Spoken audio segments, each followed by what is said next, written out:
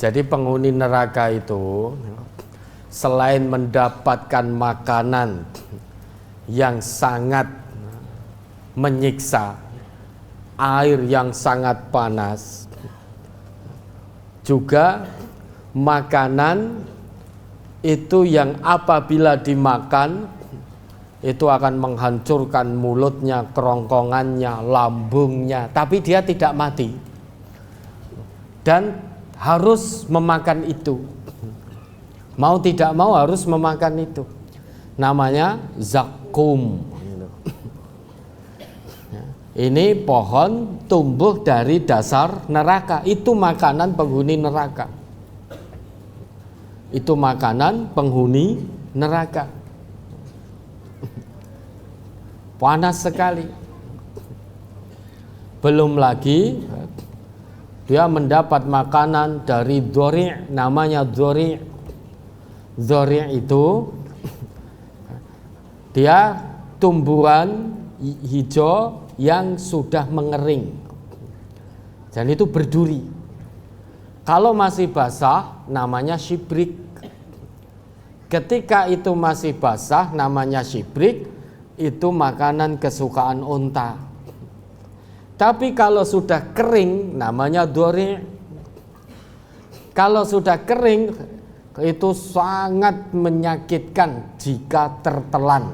Nah, jadi tumbuhan itu kalau sudah kering dia namanya menjadi dhori' dan itu sangat menyakitkan, sangat merusak organ jika tertelan. Unta saja sudah tidak mau. Tetapi itu nanti akan menjadi makanan penghuni neraka. Sesudah itu diberi minuman. Minumannya sangat panas, hamimun. Hamim itu air yang sangat mendidih sampai ke puncak didihnya. Dan api yang digunakan untuk membakar air yang mendidih ini itu api dari neraka. Yang kalau menurut hadis Nabi letterlek itu 70 kali lipat panas api di dunia. Kalau suhu panas api dunia itu maksimal 1300 derajat, maka kali 70 akan diketemukan angka 91.000 derajat Celcius. Itu yang digunakan untuk ngobori air sampai mencapai puncak didihnya. Lawang kita ketumpahan air yang 100 derajat saja sudah hancur lebur. Minum air yang panasnya 100 derajat saja sudah tercabik-cabik, enggak karuan.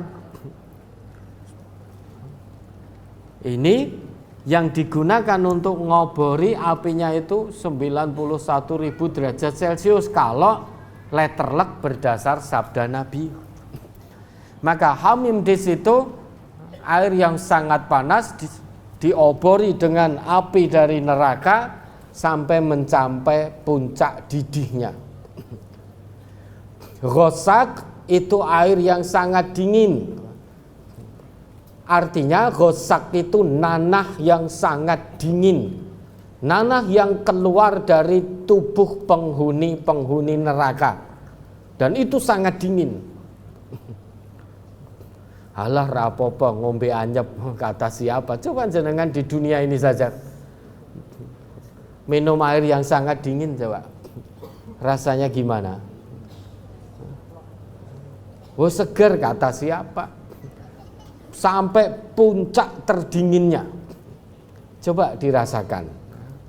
Tersiksa sudah, organ tubuh semuanya hancur. Dan yang dingin di sini bukan air, tapi ghosak. Ghosak itu nanah yang keluar dari tubuh penghuni neraka. Itu yang akan menjadi minuman mereka.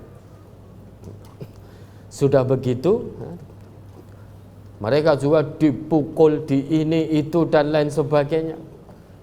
Ditutup pintu neraka. Jadi masuk semuanya. Api berkobar sedemikian rupa, pintu neraka ditutup. Kira-kira apa yang terjadi? Hancur lebur ning ora mati. Tapi akan terus merasakan siksaan itu tanpa ujung, tanpa tepi. Sampai nanti ada onta masuk lubang jarum. Tangeh lamun mustahil ada onta kok bisa masuk lubang jarum, itu mustahil. Urip hidup di dunia hanya sebentar, sampai di hari kebangkitan ternyata diseret ke neraka. Na'udzubillah, selama-lamanya di situ. La yakhrujuna minha wa la yamutuna fiha. Tidak bisa keluar dari neraka itu dan tidak mati di dalam siksaan itu. Jadi ngrasake loro terus. Padahal urip ning donya mung sedilit. Apa ndak rugi? Khasirat dunya wal akhirah. Rugi dunia, rugi akhirat. Maka pikirkan Bapak Ibu, kalau kita mau maksiat itu pikirkan senenge rasa piro, sengsara di neraka selama-lamanya. Disiksa bertubi-tubi, makanannya seperti itu, minumannya seperti itu. Semua organ tubuh meleleh, habis itu diganti yang baru, dibakar lagi, meleleh lagi, ganti lagi yang baru, meleleh lagi, terus seperti itu. Tujuannya apa? Kata Allah, biar mereka terus-menerus merasakan pedihnya siksaan neraka. Pikirkan, fakir qabla an ta'zima.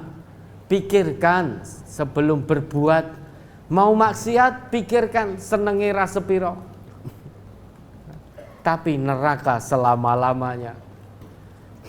Mau malas sholat, pikirkan penake ra sepiro. Tapi neraka selama-lamanya. Kalau kita memikirkan itu Bapak Ibu, niscaya sulit bagi kita untuk bermaksiat. Dan insya Allah akan semangat untuk beramal soleh. Jangankan mikirkan neraka, kalau kita terus ingat kematian, niscaya kita akan persiapkan bekal kematian itu. Maka perintah Nabi kita, aksiru min dzikri hadimil ladzat. Perbanyaklah kalian dari mengingat pemutus kenikmatan dunia. Pemutus kenikmatan dunia itu al-maut, kematian. Maka perbanyaklah mengingat kematian, itu pesan Nabi kita. Kenapa? Man kana lil mauti dzakiran kana lil mauti musta'iddan.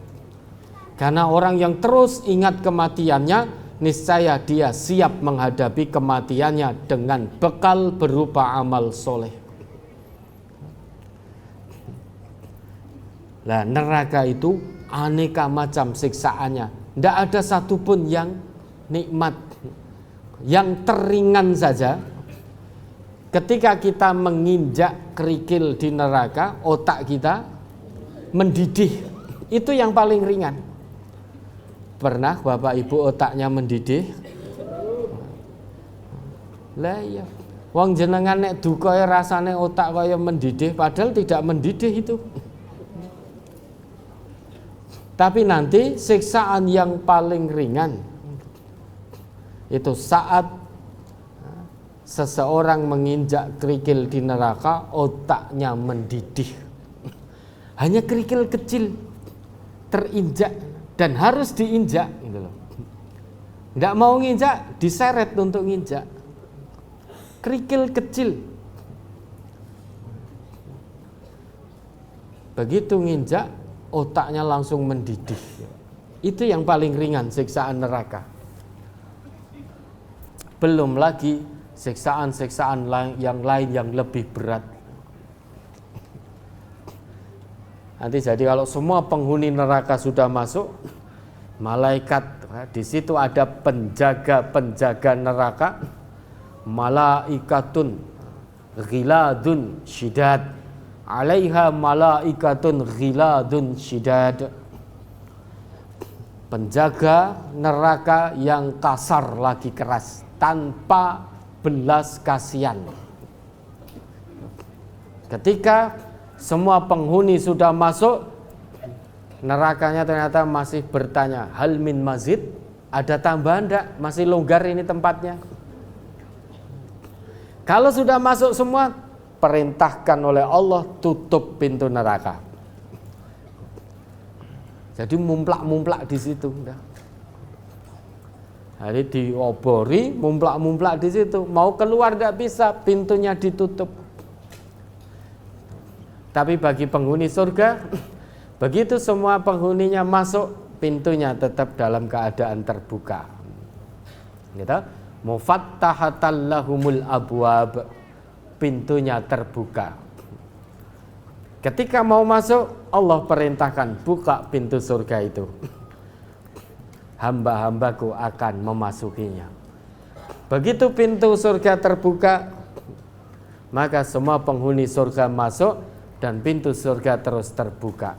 Itu menandakan tempat itu aman, tempat itu nyaman, penghuninya bebas, mau kemana-mana bebas, menikmati semua hidangan, semua suasana, semua kenikmatan yang ada di surga yang tidak pernah ditemukan di dunia.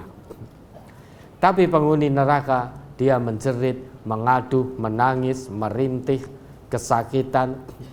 Pintu neraka tertutup dan dijaga oleh malaikat-malaikat yang kasar lagi keras, tidak punya belas kasihan. Maka mari kita pikirkan sebelum kita berbuat. Mari kita berpikir sebelum bermaksiat. Mari kita berpikir sebelum menuruti hawa nafsu. Hidup di dunia hanya sebentar, sebentar lagi pasti kita tinggalkan dunia ini. Karena dunia ini hanya tempat untuk kita meninggal. Tempat tinggal kita yang abadi itu kampung akhirat. Maka begitu kita sudah meninggal di dunia, selesai permainan dunia kita. Untuk kemudian melangkah menuju kehidupan perjalanan yang sangat panjang tanpa tepi. Kita perjalanan mudik ke kampung yang abadi, yaitu kampung akhirat.